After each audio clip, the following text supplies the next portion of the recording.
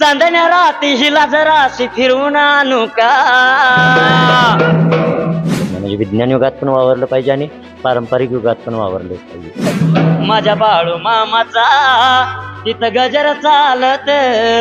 कुठल्या गावात गेले या शाहीरचं नाव नाही असं नाही, फक्त महाराष्ट्रातच नाही, कर्नाटक राज्यात सकट बाळू शाहीर म्हणजे हा प्रत्येकाच्या मनामनात आहे. थोडं रमाव माझ्या तरुणपणात. असं देवानं सांगितलेलं नाही की बाबा आपला परपंच टाक आणि माझ्या मागं धाव. आई बसली मनात काळजाच्या कणात. ऍक्सिडेंट कसं झालं आणि काय कसं लागलेलं ते? याद मापुरात कसा ढोल वाजत. कला ही खरंच सगळ्यांनी लहानापासून अगदी थोरांपासून म्हाताऱ्यापर्यंत फिरकायलाच लावते. इतकी ती बेभान होऊन कला आम्ही सुद्धा साजरा करतो. आदमापूरचा राजा झाला भगत विठोबाचा. जो व्हिडिओ व्हायरल झाला ते कुठं झालेला, कोणतं ठिकाण होतं आणि कशा पद्धतीनं ते वातावरण होतं? हिचा मी राजा हिला मी माझी राणी म्हणू का. माझी म्हणू का इकडं गाडी माझी म्हणू का. माझी म्हणू का इकडं गाडी माझी म्हणू का. माझी म्हणू का ही फियाट माझी म्हणू का. माझी म्हणू का हिला मी राणी म्हणू का. हिचा मी राजा होऊ का. ही फियाट गाडी माझी म्हणू का. सध्या महाराष्ट्रात प्रचंड गाजलेलं वाजलेलं गाणं हे गाणं एका बाळूमामांच्या कार्यक्रमात धनगरी लोकगीत शाहीर बाळू खुपेरे यांनी म्हटलेलं आहे. तर आत्ता आपण खुपेरे गावात आलेलो आहे. मंडळी, थोडक्यात त्याचा आढावा घेऊयात थोडासा बॅक स्पेस मध्ये जाऊन. तर आंबेडकरी चळवळीतील महाकवी वामनदादा कडक यांनी हे गाणं सामाजिक विषमता आणि गरिबीवर भाष्य करणारं लिहिलं आणि त्याचाच आधार घेऊन हे लोकगीत आपल्या खुपरे गावातल्या काही लोककलाकारांनी या शाहिरांनी सादर केलंय. तर हा व्हिडिओ जो आहे तो प्रचंड गाजतोय वाजतोय. गाण्याचा ताल अगदी थिरकायला लावण्यासारखा आहे. तर या गाण्यामागचं आणि या व्हायरल व्हिडिओ मागचं जी स्टोरी आहे, बॅक स्टोरी, ती आज आपण पाहणार आहोत. नमस्कार, आपल्यासोबत बाळूदादा शाहीर आहेत. नमस्कार दादा. काय म्हणजे इतकं प्रचंड व्हायरल झालंय, तुमची सगळी टीम आहे. नमस्कार तुम्हाला सगळ्यांना. तर इतकं व्हायरल झालंय, तर सगळ्यात आधी काय वाटतं तुम्हाला तुमच्या या सादरीकरणामुळे इतकं प्रचंड व्हायरल झालंय? भावना काय आहेत सध्या तुमच्या? खरं तर मी त्या प्रेक्षकांना खरं अभिवादन देऊ शकतो की त्यांनी आम्हाला एवढ्या प्रचंड व्हायरल करून मोठं केलं आणि साक्षात भगवंत बाळूमामाची सुद्धा आमच्यावरती कृपा आहे. त्यांच्या आशीर्वादानंच हे सगळं काही घडलं.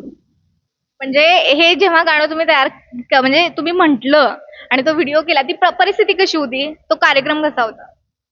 कार्यक्रम तसा लोककला आणि धार्मिक होता, पण आजच्या पिढीला धार्मिकतेबरोबर जरा आधुनिकता सुद्धा पाहिजे असते, म्हणजे नवीन काहीतरी हवं असते आणि याच माध्यमातून आम्ही ते नवीन गाणं लोकांच्या समोर सादर केलं.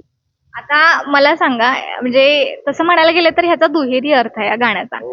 तर सगळ्यांना असं वाटतं की ही फियाट गाडी, म्हणजे लिरिक्स लिहिताना पण दादांनी असे लिहिलेले आहेत की ते एखाद्या प्रियसीसाठी किंवा वेड लावणाऱ्या गोष्टीसाठी केलेले आहे. तर या गाण्यामागचा अर्थ काय आहे? सांगतो ना. खरोखर तसा गैरसमज लय जणांचा झालाय की हे गाणं एखाद्या प्रेयसीसाठी आपण म्हणत असत, पण वामनदादा कर्डक यांनी अगदी 70च्या दशकात हे गीत लिहिलं होतं. गरिबी आणि श्रीमंती या विषमतेवरती त्यांनी प्रकाश टाकण्याचा या गाण्यातून एक प्रयत्न केला. म्हणजे त्यावेळी फॅट गाडी ही सामान्य माणसासाठी परवडणारी नव्हती किंवा ती फक्त बघण्यापुरतीच मर्यादित असायची. पण ह्या गाडीला बघून ज्या भावना त्या वामनदादा कर्डक शाहीर त्यांची जी ही झाली भावना निर्माण झाली, ती त्यांनी गाण्यात उतरून लोकांच्यापर्यंत त्यावेळी पोहोचवण्याचा प्रयत्न केला आणि तेच आज आम्ही आमच्या चालीतून घेऊन सादर केलं. कशा प्रकारे प्रतिसाद मिळतो लोकांचा? आता बरेच जण इथे तुमचा इंटरव्ह्यू वगैरे घ्यायला येतात, तर मी सगळ्यांना हळूहळू विचारते, तर तुम्हाला काय वाटतंय? छान वाटते तसं. बाळूमामाच्या कृपा आशीर्वादानं प्रेक्षकांच्या साहाय्याने सोशल मीडियाच्या माध्यमातून महाराष्ट्राच्या प्रत्येकाच्या घराघरापर्यंत जाऊन पोहोचलो, ही अभिमानाची गोष्ट वाटते आपल्यासाठी आणि असंच भरभरून प्रेम साथ मिळावी ही अपेक्षा वाटते लोकांकडून. आता मेन मुद्द्याकडे येते की धनगरी गाणी, लोकगीतं, त्यांची चाल वगैरे या सगळ्या गोष्टी खूप प्रसिद्ध आहेत आणि ती आपली संस्कृती, एक प्रकारची परंपरा आहे. तर ही गाणी रचली कशी जातात बरं? रचलेली जी गाणी आहेत, जे लेखक आहेत, त्यांना चाल कशी लावली जाते, त्याचा ताल कसा फिरवता तुम्ही लोक? म्हणजे तुमच्यापैकी कुणीही बोललं तरी काही हरकत नाही. मी धरते ते. कसं आहे ही लोककला आहे आणि ज्या कलाकाराच्या अंगात रक्तात जे काही गुण आहेत ते ऑटोमॅटिक तिथं काही रिहर्सल द्यायला लागत नाही, काही नाही. ऑटोमॅटिक परमेश्वर साक्षात बाळूमामा त्यात अवतार घेतो आणि तो कलाकाराच्या सगळ्या शरीरात अंतकरणात उतरतो. आणि त्यामुळे हे गाणं किंवा असलेली चाल जगभर पोचली. याला सर्व भाग्य म्हणत तर बाळूमामाचं आहे. आता तुम्ही हे म्हणाला, पण तुमची प्रॅक्टिस कशी असते? कशा पद्धतीने ही गाणी म्हणता तुम्ही? म्हणजे बॅक ऑफ द स्टोरी जी असते ना, तुमच्या स्टेजवरती जे परफॉर्म करता तुम्ही, सादरीकरण करता, तर त्याच्या आधी कशा प्रकारचं प्रॅक्टिस असतं? कसा विषयमध्ये अचानक एखादी गोष्ट सुचलेली असते, त्या प्रॅक्टिस वगैरे आम्ही याला काही करत नाही. मग जाता जाता गाडीत वगैरे बसून जाताना आपल्या मित्रमंडळींना सांगायचं की बाबा मी ह्यावेळी असं असं नवीन काय करणार आहे, तुमच्याबरोबर त्या ह्या हो सगळीच ती लगेच ॲडजस्ट होऊन जाते. आणि अचानकपणे हे सगळं घडलेलं असतं, याला प्रॅक्टिस वगैरे अजिबात कधी नाही. म्हणजे तुम्ही ह्याला कसलीही तयारी, पूर्वतयारी करत नाही, नाही. तयारी अजिबात नसते काय. एक नंबर दादा. मग हे तुम्ही किती वर्ष झालं करताय? काय? वयाच्या 15व्या वर्षापासून मी मॅडम हे काम करतो, म्हणजे लोकला सादर करण्याचं. सुरुवात कशी झाली? तुमचे वडील वगैरे करत होते का? नाही, आमच्या गावातच मुळात असं काही नव्हतं जास्त असं. पण एक आवड इतरांचं बघून आवड निर्माण झाली. गावात बाहेरले शाहीर यायचं ते आमच्या गावात एखादा धार्मिक कार्यक्रम असला की बाहेरले लोक यायचे, ते कार्यक्रम करायचे. ते बघून मग मला पण वाटलं आमच्या इथं का नाही होऊ शकत? आपण पण आपल्या गावाचं नाव केलं पाहिजे. आणि मग ह्या उद्देशातनं मला त्यावेळी असं वाटलं आणि खरोखरच आज ते लोकाला खुपीरचं नाव असेल, माझ्या देवाचं नाव असेल, अगदी महाराष्ट्राच्या कानाकोपऱ्यात पोहोचलं. म्हणजे काय मोमेंट काय होता तो, जेव्हा तुम्हाला असं वाटलं? का वाटलं असं? ही कला आमच्या गावात का नाही? ही भावना म्हणजे त्यावेळी मला प्रश्न पडलेला. ही धनगरी गाणं एवढा मोठा समाज आहे. आमचा समाज खूप मोठा आहे. जवळ-जवळ 100 हुंबरा येते. पण एवढा मोठा समाज असताना हे का आमच्या गावात नाही? अगदी छोट्या-छोट्या गावात सुद्धा हे बघायला मिळते आणि आमच्या गावात का नाही? असं माझ्या मनाला तो प्रश्न पडला. आणि म्हणून यावरती उत्तर म्हणून मी खरोखर भगवंताच्या कृपेने मी उभारलो असं म्हणेन. आणि खूप चांगला प्रतिसाद मिळतो त्याला. तुमच्यापैकी कोणी सांगाल का, म्हणजे ह्या ज्या कार्यक्रम असतात त्याच्या सुपाऱ्या कुठं-कुठंपर्यंत असतात? कुठं-कुठंपर्यंत जाता तुम्ही लोकं? तर मी तुम्हाला विचारते, काय सांगता? नाही, बरेच सुपारी असतात. बीड वगैरे ह्या साईडला आम्ही परत विटा इकडे बऱ्याच साईडला म्हणजे कार्यक्रम केलेत आम्ही. आता पुण्या वगैरे साईडला आम्ही आता जाणार आहे थोडे. अखंड महाराष्ट्रात. महाराष्ट्रात. महाराष्ट्र सोडून कोण सुपारी होती ती? कर्नाटकमध्ये पण गेले. विजापूर साईडला तिकडं कर्नाटकमध्ये पण गेलोय. तुम्हाला ह्या जे हे लोकसाहित्य आहे त्याचा इतिहास काय माहिती आहे का? म्हणजे काय सांगाल? लोककलेबद्दल म्हणजे ही जी तुम्ही आता धनगरी गाणी गाताय, म्हणजे काहीतरी युनिक आणि आपल्या जुन्या आठवणी ताज्या करणारं, परंपरेला जोड देणारी ही जी गाणी आहेत, तर त्याविषयी? ही मॅडम कसं आहे, याला लिखित स्वरूप काय नाही आहे. हे सगळं मौखिक स्वरूपातून आलेलं समोर आहे. म्हणजे ह्यांच्यापासून माझ्यापर्यंत म्हणजे माझे गुरुवर्य सूर्यापर एवढे उसगावकर किंवा संजय शेखर यांच्या माध्यमातून जे आम्हासनी मिळालं म्हणजे माझ्यापासून अजून पुढच्या पिढीला मिळणार. म्हणजे हे मौखिक स्वरूपात प्रत्येकाजवळ पोहोचत गेलेलं आहे. आणि त्यातूनच ह्याचा प्रसार झाला. याला लिखित स्वरूपाचं काही नाही आहे. तुमचं बालपण कसं गेलेलं आहे? म्हणजे तुम्हाला प्रत्येकाला असं विचारू इच्छिते मी, कसं गेलेलं? आता बालपण तसंच छानच गेलं. काय नाही. आपल्या आई-वडिलांच्या कृपेनं, भावांच्या साथीनं मी म्हणजे त्यांनी मला ह्या कार्यक्रमात एवढा मी बाहेर पडतो म्हणजे 8-8 दिवस बाहेर जातो. या मागली जबाबदारी ती पेलतात म्हणून मी बाहेर जाऊ शकतो. पण त्यांचं सुद्धा माझ्यावरती उपकार आहेत म्हणायला पाहिजे. त्यांनी मला या कार्यक्रमासाठी अगदी मोकळीक दिली. म्हणजे इतर कोणताही करिअरचा किंवा रोजगारीचा मार्ग न निवडता तुम्ही लोकसंस्कृती जपण्याचं एक कार्य करताय. तर मग हे जे वाद्य तुम्ही वाजवताय, इथं बघू शकतोय आपण. हे आपण परत नंतर वाजवून दाखवणार आहेत ते. तर हे वाद्यांची काळजी कशी घेतली जातात? सांगेल हा सांगतो वाचवायला. हां. बोला की काय? या वाद्यांची काळजी कशी घेतली जाते? कशा प्रकारे ती वाजवली जाते? जे आता जे नृत्यात आहे त्याप्रमाणे वाजवतो. परत काळजी म्हणजे बरीच काळजी घेतो. त्याला म्हणजे हात वगैरे असं लेडीजचा लावून देत नाही त्याला. लेडीजचा का हात लावायचा? नाही त्याला चालत नाही ना त्यामध्ये. तर म्हणजे ते तसं सांगायला गेलं तर ते वेगळंच आहे. पण ते काय? त्याच्यापासून आम्ही लांब ठेवतो. नाही ते ह्याच्यात सांगू शकत नाही ते मॅडम. म्हणजे काय इतिहास असेल का त्याचा? काही वेळा एक मिनिट, मी तुमच्याकडे. ते आमच्या भगवंताचं बावन बिरद आहे. त्या गोष्टीला जपलं तर आमची कला पुढे जपली जाते. त्या गोष्टीसंग जर आम्ही कुठलीही गोष्टी गद्दारी केली तर आमची कला ही देवाने दिलेली देणगी आहे, ती आमची टिकू शकत नाही. त्यामुळे ते देवाचं दिरबाई आम्हाला मनापासूनच सांभाळावं लागतं. आमची सगळी कला या ढोलनी कैताळामध्ये आहे आणि ढोल वाजवण्यामध्ये आमचा डिंबाडे असतो, त्याच्यावर सगळा आमचा डिपेंड असतो. ज्या पद्धतीनं आम्हाला डिंबाडे साथ देईल, ज्या पद्धतीने मोजिक देईल, ज्या पद्धतीने वाद्य वाजवल, त्या पद्धतीने शाहिरीचं नाव मोठं होत असते. म्हणून सर्व कला आहे ते आमच्या डिंबे हातात असते. म्हणजे ही एक धार्मिक मानसिकता आहे असं म्हणायला पाहिजे. खूप छान ह्या म्हणजे तुमच्या स्टोरीज आहेत. तर प्रत्येकानं कोणकोणत्या वर्षात, कुठल्या वयात स्टार्ट केले हे सगळं? म्हणजे कधीपासून सुरुवात झाली? आम्ही काय आता 10-20 वर्षे झाले. 20 वर्षे झाले आम्ही दोघं. 10-20 वर्ष झालं करताय तुम्ही. 2016 पासून आहे, 10 वर्ष झाली. आता इतका छान प्रतिसाद मिळतोय, इथपर्यंत आलेला आहे, तर मग इथून पुढे काय करायची इच्छा आहे तुमची?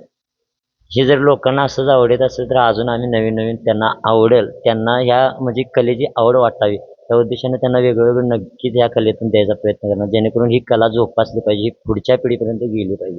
याच ह्याच्यातून आम्ही हे काम करत राहणार. नाही, तुम्ही आता पुढच्या पिढीचा उल्लेख केला म्हणून विचारते. तर आता आजची पिढी जी आहे ती म्युझिक, वेस्टर्न म्युझिक किंवा डॉल्बीवर थिरकणारी किंवा डॉल्बीला पसंती देणारी जी आहे, तर एक शाहीर म्हणून तुम्हाला काय वाटतं, त्यांना काय सांगावं? नाही, तुम्ही आधुनिकतेचा नक्कीच वापर करा, त्याबद्दल मी काही विरोध नाही. कारण हे मोबाईल आणि याच्या माध्यमातून तुम्ही नक्कीच पुढच्या विज्ञान युगाचा वापर केलाच पाहिजे. पण त्याचबरोबर आपल्या ज्या जुन्या काही परंपरा आहेत, ज्या लोककला असतील किंवा अशी शाहिरी गाणी काही असेल, आपल्या धार्मिक कार्यक्रमाच्या ठिकाणी जे काही असतं ते सगळं जपलंच पाहिजे. त्याला जपूनच तुम्ही पुढच्या काय असतील त्या गोष्टी करायला काय हरकत नाही. म्हणजे विज्ञान युगात पण वावरलं पाहिजे आणि पारंपरिक युगात पण वावरलंच पाहिजे. अगदीच बरोबर आहे दादा.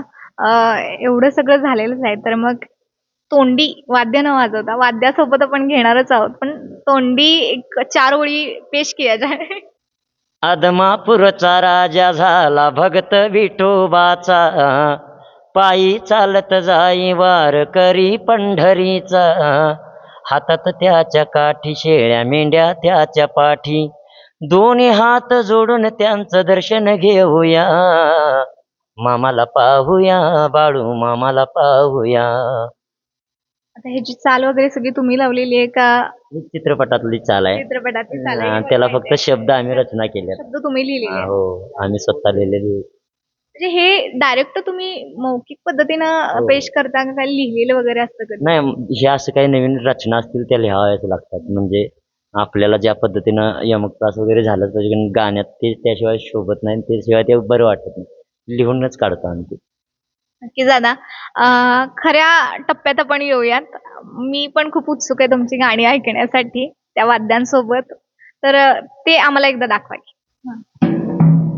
याद मापुरात कसा ढोल वाजत, अहो याद मापुरात कसा ढोल वाजत, माझ्या बाळू मामाचा तिथं गजर चालत, माझ्या बाळू मामाचा तिथं गजर चालत, पिवळ्या भंडाऱ्यात तुझ्या नाहून येऊ का आता पिवळ्या भंडाऱ्यात देवा नाहून येऊ का गुण गाऊ का बाळू मामा तुझं गीत गाऊ का, गुण गाऊ का बाळू मामा तुझं गीत गाऊ का.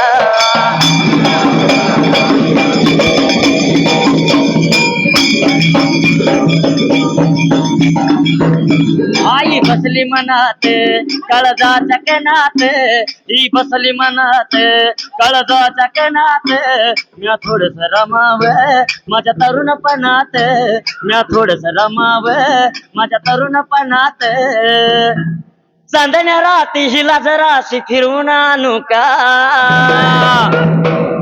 माझी म्हणू का ही फियाट गाडी माझी म्हणू का, माझी म्हणू का ही फियाट गाडी माझी म्हणू का.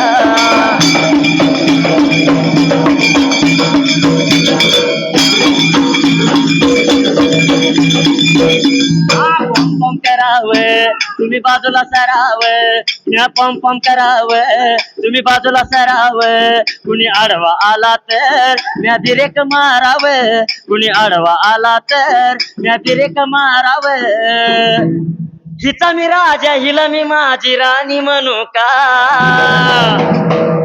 माझी म्हणू का ही फियाट गाडी माझी म्हणू का माझी म्हणू का ही फियाट गाडी माझी म्हणू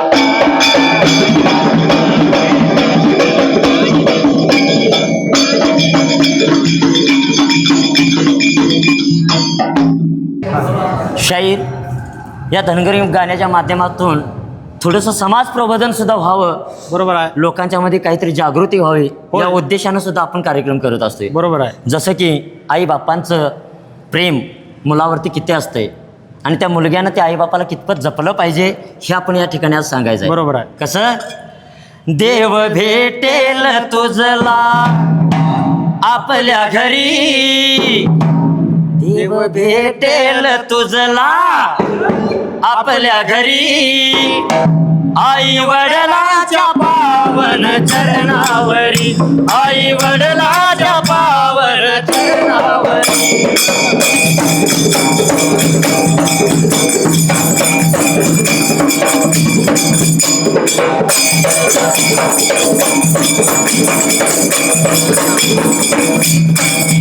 आधी चरण धरावे त्या आई बापाचे, मग स्मरण करावे त्या भगवंताचे.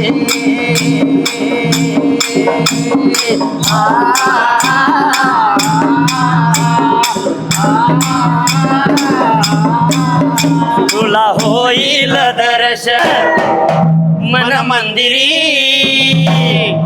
आई वडिलाच्या पावन चरणावरी, आई वडिलाच्या पावन चरणावरी.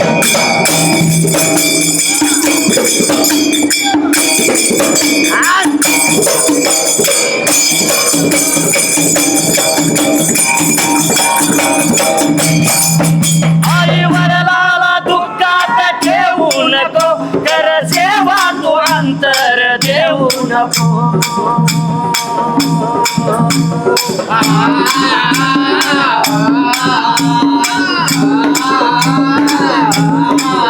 कुंडलिकान केली भगती खरी, आई वडिलाच्या पावन चरणावरी.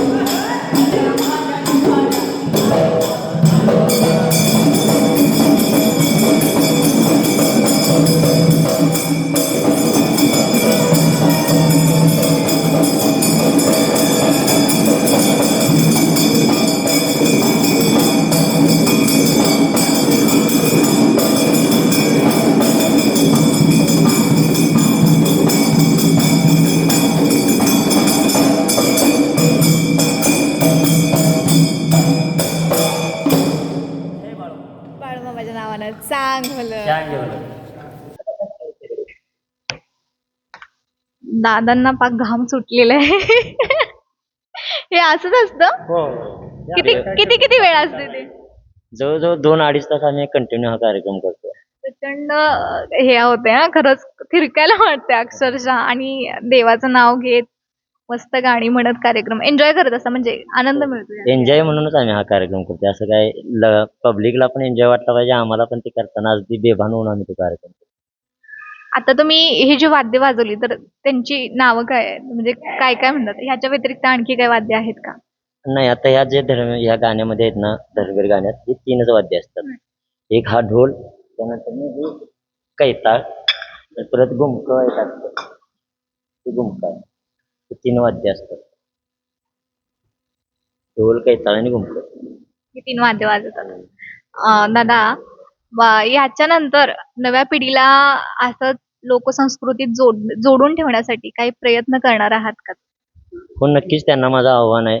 या कलेकडे दुर्लक्ष करून चालणार नाही, कारण ही आपली धार्मिक हे आहे. म्हणजे भावनिक पण आहे आणि धार्मिक पण हे आहे, हे प्रत्येकानं जोपासलं पाहिजे.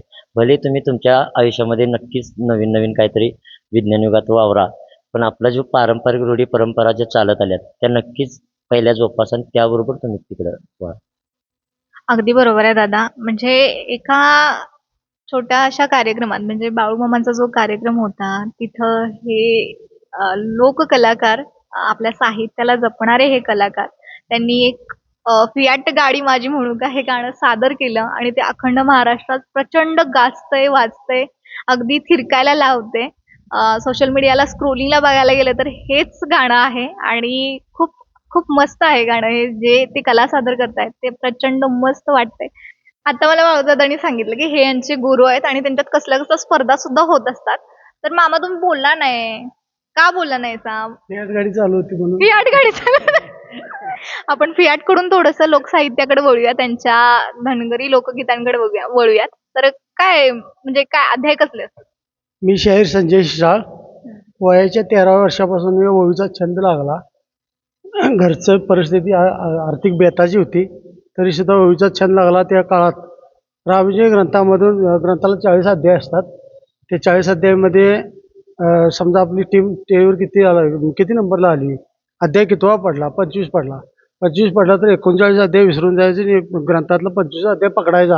आणि 36, 37, 38, 40च्या टोकाला जेवढे अध्याय तेवढे टीमा जमत होत्या, हे कलाकार. तर त्या आलेल्या अध्यायामधनं सर्व कलाकारांच्या ह्याच्यातनं पंच कमिटीला अध्यायाच्या वळी, बिनचूक, त्यात बारकाईपणा, वाद्यसंगीत यावरनं 100 गुण असतात. त्यापैकी हायेस्ट गुण मिळून बरेचसे स्पर्धा आपण जिंकलेले आहेत. आज भविष्य काळात वयाचं मला वाटतं 58-59 वय आहे आपलं. अजून पण भाच्यासोबत त्याला जेवण ठेवलं आहे आणि भविष्य काळात असं सगळ्यांचं आशीर्वाद मिळावं, सगळ्यांचं भरभरून प्रेम मिळावं फियाट गाडीसारखं. मामा भाची म्हणून अखंड महाराष्ट्राला वेळ लावताय. नक्कीच नक्कीच भविष्य काळात असं पण प्रयत्न करणार की जेणेकरून आता ह्या फियाट गाडीमुळे जर राज्यभरात भाषा गेला, आम्ही सगळी टीम गेली, आमची सैराट टीम म्हणा थोडक्यात. सैराट केलंय फियाटनं. सैराटच नाव ठेवलं आता. हा. मग असंच नवीन नवीन प्रयोग करू आमच्या पद्धतीनं आणि लोकांनी तुमच्यापर्यंत मला तसा प्रतिसाद द्यावा. तुमच्यापर्यंत आपण पोहोचवून सर्व लोकांनी आतापर्यंत प्रतिसाद दिला. भविष्यकाळात ह्याच्यापेक्षा दुप्पट द्यावा एवढी ईश्वरची प्रार्थना करूया. आणि जय हिंद, जय बाळूमामा म्हणूया. नाही, जय बाळूमामा थांबा जरा, अजून लय काय काय विचारायचंय. बोला की. तुमची स्टोरी सांगा की कसं आला ह्याच्यात. आता म्हणाला ना तुम्ही. शिक्षण 3री झालं. आता सगळ्यांनी आम्ही जाणार. 3रीमध्ये शिक्षण स्टॉप झालं. मला काही कारणास्तव फीत यायला लागली, त्या कारणामुळे माझं शिक्षण स्टॉप झालं. पण 1ली ते 3रीपर्यंत वर्ग सेक्रेटरी पद होतं. अक्षरासाठी सगळ्या वर्गाला छड्या असायच्या. आणि मग त्याचा विचार केला, बाबा एवढा आपल्याजवळ ज्ञान आहे, याचा उपयोग कशात घ्यायचा किंवा भविष्यकाळात ते आचरणात कसं आणायचं, म्हणून मला ग्रंथ वाचायची वेळ लागला. कुठले ग्रंथ वाचले? रामविजय, हरिविजय, नवनाथुराम खेळले, बाळूमामा विजय ग्रंथ पण खेळले. मग हे ग्रंथाचा वेळ लागल्यानंतर ते असं होतं की बाबा पाठांतर जे करते म्हणून करायचं नाही आपलं. बाबा आता तुम्ही पंच कमिटी आहे म्हणून तुमच्या निकालासाठी बसलाय, तर तुमच्या डोळ्याच्या बावलीत कसं आपण खेचलं जाईल आणि वर्चस्व निकाल वर कसं येईल इकडं जास्त बारकाईने लक्ष दिलं आणि परमेश्वराने त्याला साथ दिली. आणि आज बाळूशाहीर यांच्या माध्यमातून ह्या वयात सुद्धा आपण पोचतो, हेच आपलं भाग्य समजतो. जय हिंद, जय महाराष्ट्र. गाण्यात मामा 60 वर्षांच्या आहेत. गाण्यात आपण सुद्धा एवढं थिरकणार नाही तेवढे थिरकतात आणि आनंदानं एन्जॉय करतात ते हे सगळं. कला काय कला ही खरंच सगळ्यांनी लहानापासून अगदी थोरांपासून म्हातारापर्यंत थिरकायलाच लावते. इतकी ती बेभान होऊन कला आम्ही सुद्धा साजरा करतो. ते नव्हे दादा, जो व्हिडिओ व्हायरल झाला ते कुठं झालेला, कोणतं ठिकाण होतं आणि कशा पद्धतीनं ते वातावरण होतं? त्या ठिकाणी आषाढीची वारीसाठी बाळूमामांची पालखी क्रमांक 5 सांगली मार्केट यार्ड विष्णू अण्णा पाटील फळ मार्केट या ठिकाणी बाळूमामांची पालखी आली आणि आषाढी वारीला सगळा सोहळा जमला होता. तिथं जवळजवळ 40-45 गावचे शाहीर कलाकार जमले होते. त्यात आम्हासनी सुद्धा एक 20 मिनिटाची संधी देवाच्या चरणी सेवा करण्याची मिळाली आणि त्याच संधीत अगदी आम्हासनी बाळूमामाच पावला असं ठरवा. जे काही आता ट्रोलिंगवरती जे गाणं आहे ते तिथून व्हायरल झालं. त्यांनी करायचं म्हणून हे ट्रेंडिंग केलं नव्हतं. इनफॅक्ट ते बाहेरून व्हिडिओ शूट करून अपलोड केलेलं आहे कोणीतरी. आणि कोल्हापूर म्हणजे कलापूर आहे आणि हे परत एकदा खुपेरी गावातल्या या शाहीर या लोककलाकारांनी सिद्ध करून दाखवलेलं आहे. ह्या स्पर्धांविषयी तुम्ही काय सांगाल? म्हणजे तुम्ही करणार आहात काय? हो, मी पण आता सध्या करतोय. मी जवळजवळ आता 10 वर्ष झालं स्पर्धेत असतो, भाग घेतो. स्वरूप रामायणवरती असते किंवा आमच्या धार्मिक बिरदेववरती असते, बाळूमामांच्या वरती असते, कथावरती. त्यावरती भाग घेतल्यानंतर आता मामाने सांगितलं मगाशी अगदी पंचपुढं पुस्तक घेऊन बसतात. सोलपुराम पासून बघायला त्यांचं अगदी बारकाईनं लक्ष असते त्यामध्ये. ओळी किती आपण म्हणलो गायलोय हे सुद्धा शेवटला सांगावं लागते.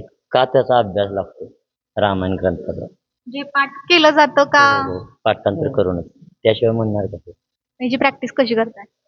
फक्त पाठांतर करतो, प्रॅक्टिस नाही. गाण्याला गेलो का बाकीच्यांना नुसतं ॲडजस्ट करा, प्रॅक्टिस नाही. फक्त पाठांतर केलेल्यावरती मी ते आम्ही शाहीर जे असतील कोण पुढं त्यांनी ते ॲडजस्ट व्हायचं, बाकीचे सगळे त्यात इन्व्हॉल्व होऊन जातात. पाठांतर असं असते की बाबा आपला प्रपंच, आपण खेडेगावातील लोक काय बाबा प्रपंच टाकूनच मग संसार तर चालला पाहिजे असं देवानं सांगितलेलं नाही की बाबा आपला प्रपंच टाक आणि माझ्या मागं धाव. मोकळा वेळ ज्यावेळी भेटतोय त्यावेळी देवाचं ज्या कलाकाराला अंगात चिंतन येते त्यावेळेस पाठांतर करायचं. घरातल्याने असं म्हणता कामा नये की 2 मसरा आहेत ते बिनवैरणीची बसल्यात, तो वाचत बसलाय. हे कलाकारांवर जोपासून हे खेड्यात येत चालतं. तुमची आहे का शेती, मेंढर वगैरे ते आहेत की सांभाळ? शेती थोडे, पण पहिल्यापासून वय 13 वर्षापासून आई वडिलांनी किंवा मला काही भाऊ नाही, मी एकटाच आहे, असं कधी विचार नाही की तू काय वाचतच बसतोयस किंवा काय. ते अंगात परमेश्वराने दिलेली विद्या असते ती थांबूच देत नाही, असा विषय आहे. त्यापासून बाबा म्हणून इतरांनी सुद्धा बाबा असं काही नवीन कलाकारांना काय वाटतंय की दररोज वाचत बसायला लागतं, असं काही नाही. देवानं असं काही सांगितलेलं नाही प्रपंच टाकून किंवा संसार टाकून हे करत बस असं काही नाही. मोकळा वेळ ज्यावेळी असतोय त्यावेळी ह्यात रमलं पाहिजे. रामनामात माणसानं आपलं जे लक्ष वेधलं पाहिजे तर ते सिद्ध होऊ शकते.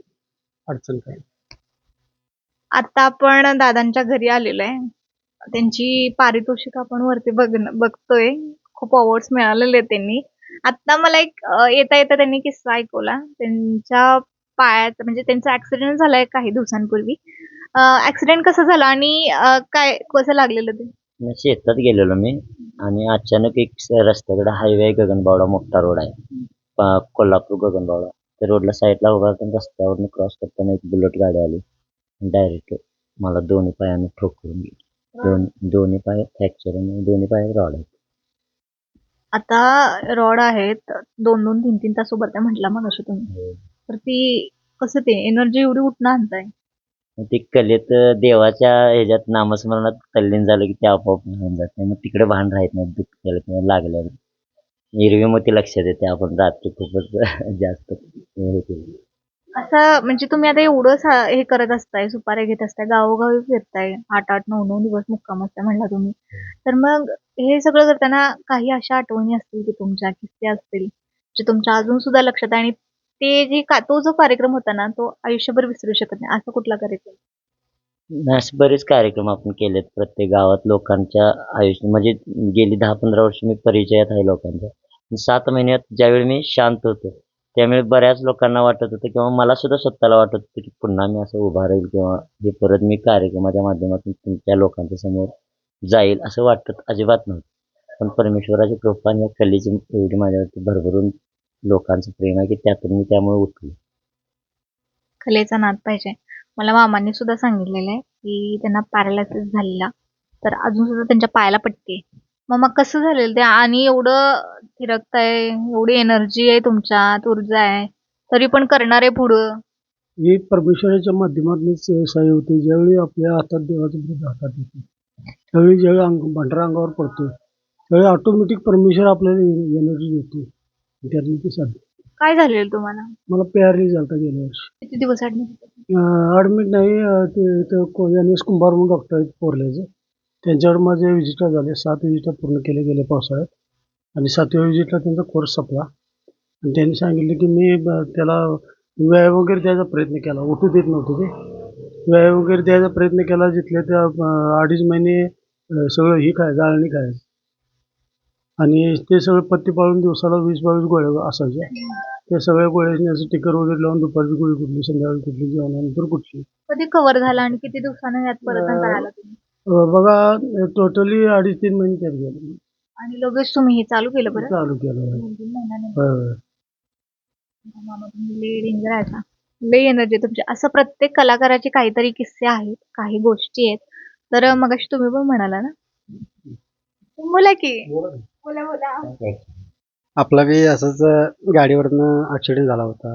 अजून सगळं माझ्या हातात पिलटा रॉड आहेत. दवाखान्यात ॲडमिट होतो. पण त्यातून या देवाची कलेची येड असल्यामुळं 11व्या दिवशी परत आणि या कलेत गळ्यात हात घेऊन ह्या शाहीरसोबतच परत कलेसाठी 11व्या दिवशी? हो, 11व्या दिवशी शाहीरसोबत परत कलेसाठी उभारलो. काय वाजवताय तुम्ही त्यातलं? ते कैताळ. कैताळ. लहान त्यावेळी लहान आपल्याला वाजवता येत नव्हतं. एक हात गळ्यात असल्यामुळं हाय असं शाहीर हाताने. बोलेल तेवढं तुमचं कौतुक करेल तेवढं कमी आहे. म्हणूनच भरपूर दिवस आम्ही फिरलो. ही सगळी स्टीम आहे. या एका शाहीरमुळे सगळ्या स्टीमचं नाव झालं. हा शाहीर असा आहे की कुठल्या गावात गेले या शाहीरचं नाव नाही असं नाही. फक्त महाराष्ट्रातच नाही, कर्नाटक राज्यात सकट बाळू शाहीर म्हणजे हा प्रत्येकाच्या मनामनात आहे आणि शाहीरचं फॅन भरपूर आहे. आता आणखी फॅन फॉलोअर वाढणार आहे त्यांचं. कारण अखंड महाराष्ट्र त्याच्या मागं आहे. सैराट टीम म्हणायला लागल्यात ते. टीम बद्दल काय सांगशील? टीमचं खरोखर म्हणजे आभार पण व्यक्त करावे पाहिजे, कारण ती लांबून लांबून माझ्यासाठी येतात. कारण तशी माझ्याकडे कला असल्यामुळं त्यांना सुद्धा ती गोडी वाटते की बाबा ह्या शाहीरबरोबर आपण गेलो तर आपल्याला सुद्धा नाव होऊ शकतं. नाही मग कसं आहे, उगाच जायचं कुणासंग तर काय म्हणायचं हे काय बरं वाटत नाही. की लोक एवढ्या लांबून अगदी 40-45 किलोमीटरवरून सगळी बाहेरले. मी आणि माझा चुलत भाऊ दोघंच आम्ही खुपेऱ्यातले. बाकी सगळी बाहेर, संभाजी हराळे आणि मी दोघंच खुपेऱ्यातले. बाकी सगळी लोक माझ्यासाठी एवढ्या लांबून येतात त्या कलेसाठी. कलाकाराला ती आवडच आहे की बाबा ह्या शाहीर संघ गेलं की आपलं नाव होतं. ह्या शाहीरमुळे आपलं नाव होते. मग प्रत्येक कलाकार या शाहीरच्या मागणं हाक मारले की कधी फोन येतोय शाहीरचा आणि कधी आपला कार्यक्रम प्रत्येक कलाकाराला वाटत असतं. त्यामुळे या शाहीर लोक नाही म्हणत नाही. फोन आला की हातातला काम हातात टाकून सर्व मंडळी या शाहीरच्या मागणी येतात. हे शिये गावातून येतात. त्याचबरोबर हा माझा सक्का चुलत भाऊ. आम्ही दोघं खुपेऱ्यातले. अगदी वयाच्या 15व्या वर्षापासून आम्ही दोघं कार्यक्रम करतो. म्हणजे 20-25 वर्ष होत आलं. हे कोरेगाव, सांगली जिल्हा, तिथून येतात. यांचं नाव शिवाजी गावडे. एवढ्या लांबून तुम्ही हे साहित्य सादर करण्यासाठी येता? होय, तो रे तू कधी त्यांचा फोन आला की आम्ही इकडे येतो. त्यानंतर हे आमचे गुरुबंधू अरुण शिनगारे, ते पण मित्र आहेत आमचे. शाहीरच आहेत ते पण. हे पण शाहीर. आता जी फॅट गाडी फेमस झाली ती माझ्याबरोबर असणारे लगमान्ना नराटे, हे निपाणी तालुक्यातून कर्नाटकमधून येतात. त्याचबरोबर हे वाद्यसंगीत वाजवणारे डिंबाड्या आणि हा एक डिंबाड्या. उत्कृष्ट वाद्यसंगीत करणारा अप्पाजी अष्टेकर आणि खोचीगावचे नामदेव बंडगर. एवढ्या लांबनं येताय तुम्ही. तुम्ही पहिल्यांदा बोललं पाहिजे ऍक्च्युली. तसं काय नाही, म्हणजे कला आहे शेवटी. कलेत जसं एकदा कैताळ घेऊन आपण कलेसाठी उभा राहिलो की त्या कलेत बेभान होतो आम्ही, की तल्लीन होऊन जातो. की ते भंडारा अंगावरती देवाचा किंवा प्रेक्षक पुढं बसलेले असले की त्या तल्लीन होऊन आम्ही त्या देवाचं गुणगान आम्ही गाईत असतो. तर अशाच प्रकारे तुम्ही लोकसाहित्याला जपलं पाहिजे. आणि हे जे तुम्ही जपण्याचं काम करताय ते खूप कौतुकास्पद आहे. आणि तुम्हाला इथून पुढच्या सादरीकरणासाठी, तुमच्या कलेसाठी तरुण भारत समाजकडून खूप साऱ्या शुभेच्छा. थँक्यू मॅडम, धन्यवाद. तुम्ही तुमचा वेळ दिला त्यासाठी पण खूप खूप थँक्यू. थँक्यू. तर तुम्हाला हे गाणं कसं वाटतंय? तुम्ही त्यावर रील्स केलेले आहेत का? आणि आपल्या लोकसाहित्याबद्दल तुम्हाला काय वाटतं, तुम्ही कितपत ते जपता हे मला कमेंट करून नक्की सांगा. कॅमेरामॅन साजिद पिरजादे सोबत मी गौतमी चिखलगार, तरुण भारत, कोल्हापूर. बाळूमामाच्या नावानं चांग भलं, बिरोबा देवाच्या नावानं चांग भलं, भलं, बोला बोला बाळूमामाच्या नावानं, चांग भलं, बाळूमामाच्या शेळ्या मेंढ्यांच्या नावानं, चांग भलं. भलं.